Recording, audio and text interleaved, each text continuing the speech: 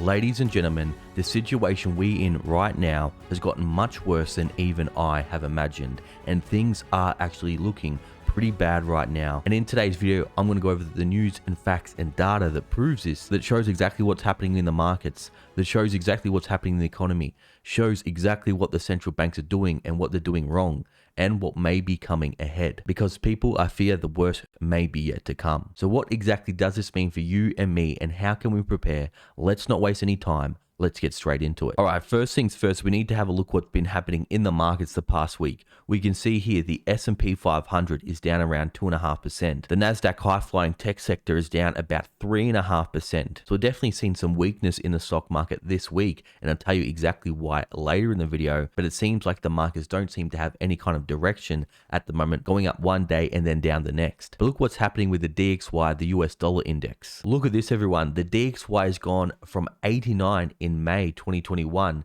and is now officially above 100. And this is very bad normally for commodities and stocks, because commodities and stocks are priced in dollars. So when the dollar falls, that's normally bullish for commodities and assets. But when the dollar rises, this can be bearish for assets. But it's not just this which is spooking the markets right now. Look what's happening with the 10-year US Treasury. Interest rates are absolutely surging right now. Look at this, ladies and gentlemen. The 10-year US Treasury has gone from 1.1%. Now it is up to 2.83%. So we're nearly seeing a 3-year US Treasury.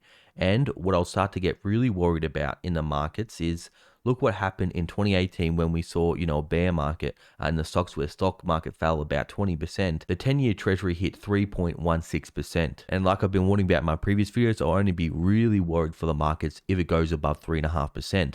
But in December 2018, that was when the federal funds rate was at 2%. We have only lifted interest rates once by 0.25%, and the 10 years already almost at 3%.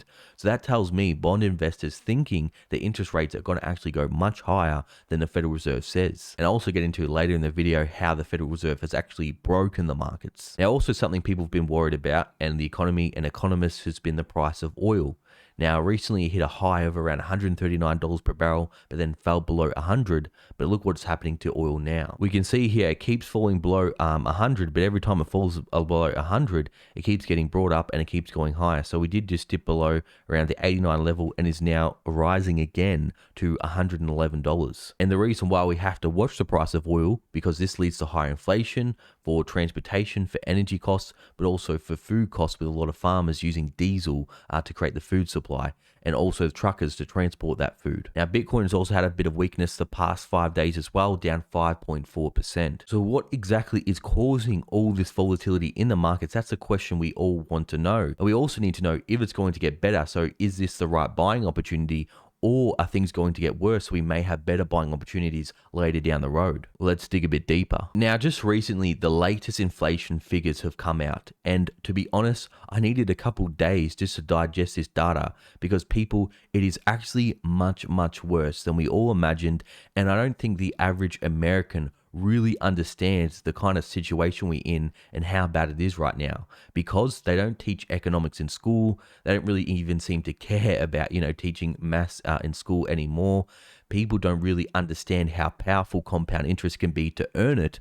But also, if you're not earning it, if you're paying it, it can be very costly as well. Look at this. Consumer prices, people, have now risen 8.5% in March. And look, they're trying to say this is only slightly hotter than expected, so it's good news. This is the highest since 1981. People, this is absolutely insane. 8.5%, and this is the official CPI data, when we all know you can pretty much just double that. Shadow Stats is showing it around 16%, because again, for those that don't know, they changed the way they record the data in the 80s and the 90s. So inflation is in double digits right now. We are experiencing, say, 15% inflation. This is going to absolutely destroy the middle class, and this is destroying the middle class right now. you're going to have families having to decide, what do we pay this month? Do we pay rent? Do we pay food? Can we afford to all of a sudden travel around in this car? Do we have to sell our car and start biking to work or taking public transport, where we all know public transport is very dangerous right now? Some people may not want to do that, but they may have no choice. We tend just to look at the numbers and the data, but don't see and don't imagine how this is affecting everyday people right now. We already see the homeless crisis in the US is getting worse and worse. We're going to see this accelerate.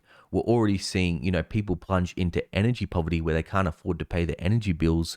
We're going to see people not be able to afford to buy nutritious foods. They're going to have to buy the lower quality foods, and that will really, only be reserved for the rich. And that's really becoming a luxury right now.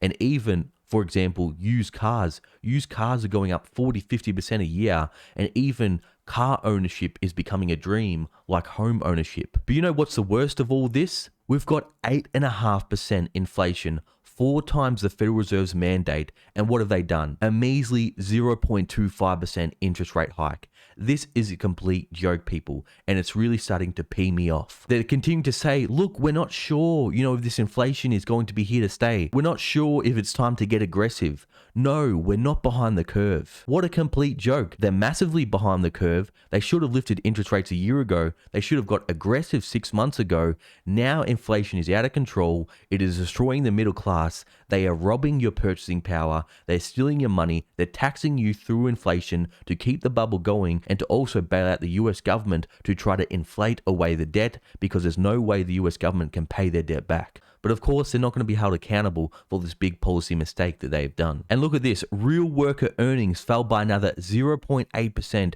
during the month as the cost of living outpaces otherwise strong pay gains. This is another excuse they keep saying. They keep saying, well, look, if you take out food, if you take out energy, if you take out housing, don't worry, guys, there's no inflation. I don't know what you're worrying about. Well, hello, the only thing I need to survive is food, energy, and housing. So yes, the average Joe does have to worry about inflation. For people that have a 5 million plus stock portfolio, 10 houses, 10 real estate properties, of course, they don't have to worry about inflation because it's benefiting them and it's also accelerating higher than their cost of living. So it's a bit out of touch from these central bankers to be saying this. And like it said here, real wages are falling 0.8% per month. That means you're going to have to work an extra 10% each year, or you're going to have to work another 10% longer to achieve retirement. And guess what? By the time you reach retirement, I'm sure there's going to be no retirement gap. I'm sure retirement funds are going to be completely dried up, and they're going to want you to work forever or to survive alone on your 401k. But listen to this and what they're saying about shelter costs and how much they're going up, and this shows how the CPI is really rigged. Listen to this. They're saying shelter costs, which make up about 1/3 of the CPI weighing, increased another 0.5% on the month, making the 12-month gain a blistering 5%, the highest since May 1991. Where are they getting this data from? They're saying shelter costs are only up 5% over the past year. And guess what? How it's weighed? It's weighed by 1/3. So if they really reflected housing costs, which are up around 20% for home ownership, and also rents are going up 20 or 30% per year, would really see official CPI of 15 to 20%. So it's the way they're calculating housing and shelter costs, which is really rigging the CPI right now. Food rose 1% for the month, which means we're going to see food price inflation in the double digits and 8.8% over the year, as prices for goods such as rice, ground beef, citrus, fruits, and fresh vegetables all posted gains of more than 2% in March. Energy prices were up 11% and 32% respectively, as gasoline prices popped 18.3% for the month. Why is nobody talking about this? We are in double-digit inflation right now, and we're getting very, very close to high or even getting close to hyperinflation if we keep going down this track. Okay, so we know inflation's bad, but we need to know if it's going to get better or worse, because this will have big consequences for the markets if the Federal Reserve does its job. But like I've been saying, if they don't do anything, we're going to see the markets melt up like what's happening with commodities right now. Look at this. Supplier prices rose 11.2% from a year ago in March. This is the biggest gain on record. And the reason why we have to pay attention for this is because if the supplier costs go up, it's only a matter of time before this leads to consumer prices going up. The producer price index, which measures prices paid by wholesalers, rose 1.4% in March. March. So that means if we keep up this pace, we could see 16% producer price index inflation figures. Prices for final demand goods led with a 2.3% monthly rise, while service prices gained 0.6%. These price increases, people, are absolutely mind-blowing. But let's look what this means for the economy and what this means for the markets. While top strategists are saying this isn't a recession, it's a war session, and here's why it's different. In a normal recession, output and demand go down while inflation goes down.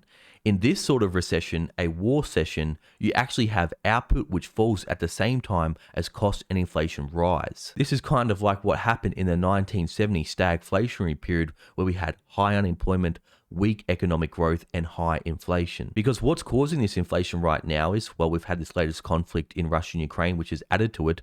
We've also had huge amounts of money printing, which nobody wants to acknowledge as well. But we also have supply shortages. And two out of those three things which is causing these inflation, the Federal Reserve has no control over. So even if they do tighten up, they do stop quantitative easing, but we still have global conflicts going on and supply shortages, inflation may not go away. Because there's more tensions like this which could lead to more global conflicts. Look at this. China warns US against House Speaker Pelosi visiting Taiwan. So this is something I think the markets also aren't prepared for, is rising trade war with China, or more geopolitical issues with China and the US, the two biggest economic powers in the globe. Because this is how it can affect the banks. Look at this. JP Morgan Chase reports 524 million hit from market dislocations caused by the Russian sanctions. And if you think it's just JP Morgan, think again. I'm sure many banks are taking billions and billions of dollars in hits, just like what happened to BlackRock.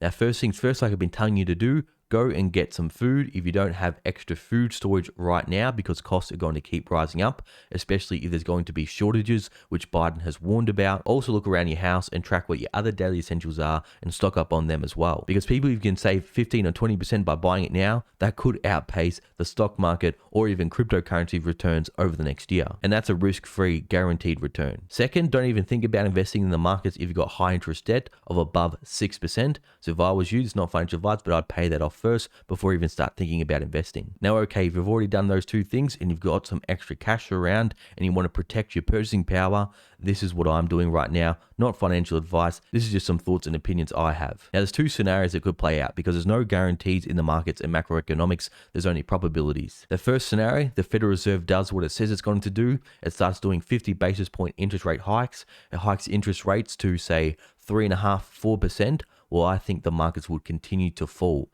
And this is what I would do to protect myself against that fall. Because look how the markets have performed over the past year. The S&P 500 over the past year is up 5%. The NASDAQ is down 5%. Bitcoin is down 36%. Look at this, TLT, US Treasury Yield Bond ETF, which is meant to be a safe haven asset, even that's down 13%. What has destroyed the stock market, cryptocurrency, and bond returns over the past year? That's right, everyone, your favorite investment, gold. Look at this, gold is actually up 13.9% over the past year. So, there's a lot of people that only invest in stocks or only invest in cryptocurrencies or only invest in bonds.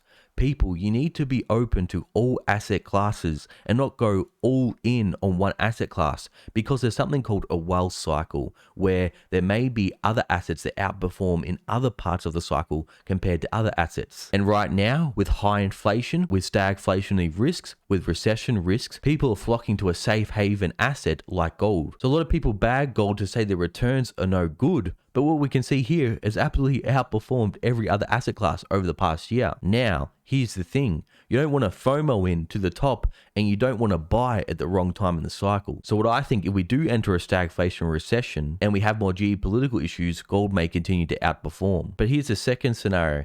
Say, for example, if the Federal Reserve is all talk, inflation gets worse and they don't actually lift interest rates above 2%, like I've been warning about, we may have a melt-up scenario, and stocks and cryptocurrencies have a bigger discount right now compared to the all-time highs relative to gold. And for example, say we do enter a recession and the Federal Reserve all of a sudden does a U-turn, starts dropping interest rates, starts quantitative easing again, well then I think we'll see a repeat of what we saw in 2020 of stocks and cryptocurrencies skyrocketing again. So what I'm doing, again, it's not financial advice. Well, hello, I'm diversifying. I've got 35% in gold, 35% in Bitcoin and cryptocurrency, and 25% in stocks. And I've also got my own home as exposure to real estate as well. And I've also got a good cash stack on the sidelines because I think it is more likely than not that things could get worse. But in case things do get better, I do have exposure to these assets. So everyone, that's just my thoughts and opinions on what's happening in the markets right now. But what do you think? Let me know. Thanks for watching. I'll see you all in the next video.